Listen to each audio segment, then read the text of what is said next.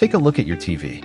Now imagine showing it to someone from the year 1995. They would think it's fake, because back then, televisions were massive, heavy, deep.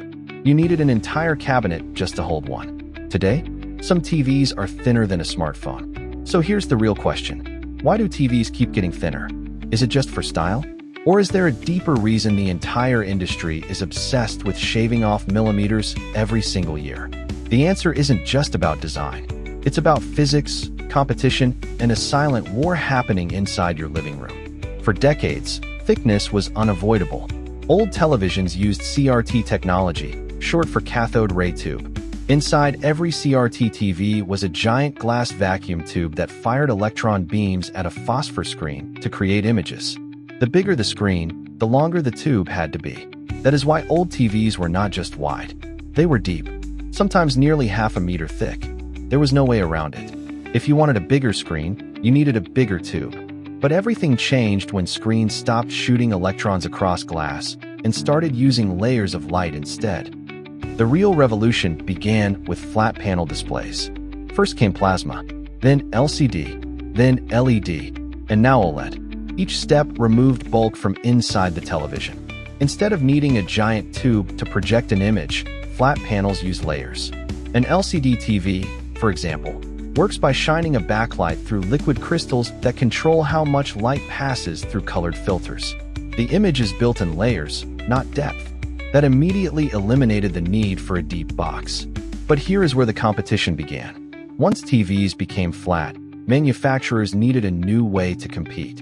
Because when picture quality starts to look similar between brands, companies look for something visible, something obvious, something you can notice instantly in a store.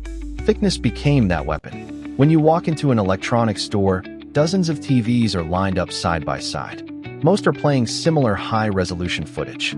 But one thing stands out immediately. The thinnest one looks futuristic, premium, advanced. Even if you never measure it, your brain associates thinness with progress. So companies started racing. Every year, a few millimeters thinner, then even thinner, until some OLED panels became almost paper-thin at the top. But how is that even possible? The biggest breakthrough came with OLED technology. Unlike LCD, OLED does not need a separate backlight. Each pixel produces its own light. That means fewer layers. Fewer layers mean less thickness. In fact, the screen itself can be incredibly thin. In 2017, LG introduced wallpaper-style TVs that magnetically attach to walls. They were just a few millimeters thick. Later, Samsung pushed ultra-thin QLED designs to compete. And the competition keeps going. But here is something most people do not realize. The thinnest part of many modern TVs is only the display panel. The lower portion, where ports, processors, speakers, and power systems sit, is usually thicker.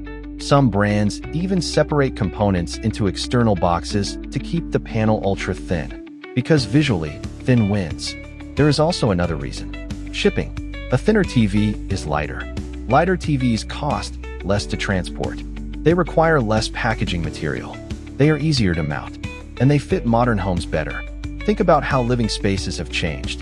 Minimalist interiors, wall-mounted displays, floating furniture. A thick television would look outdated in a modern apartment. So design trends push technology, and technology pushes design. But here is the hidden trade-off.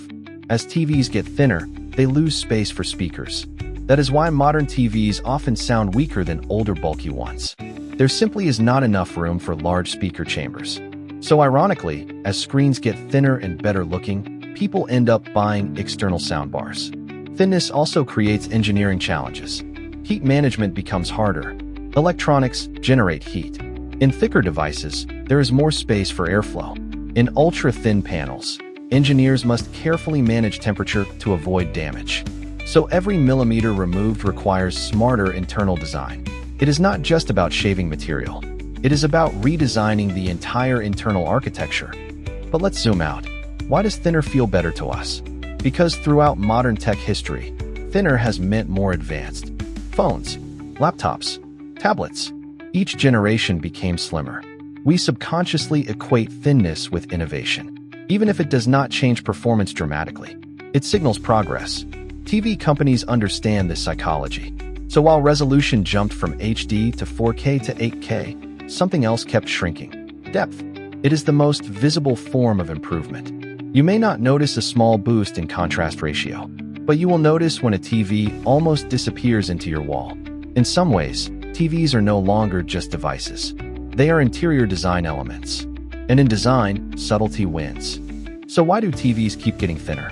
Because technology made it possible. Because competition made it necessary. Because psychology made it desirable. And because our homes demanded it. What started as a bulky glass tube firing electrons across a vacuum has become a razor-thin sheet of light and pixels. Not just to save space, but to signal the future. And the next time you see a TV that looks impossibly thin, remember, it is not just a screen. It is decades of physics, engineering, and corporate rivalry compressed into a few millimeters. And the race is not over, because somewhere right now, engineers are trying to make it even thinner,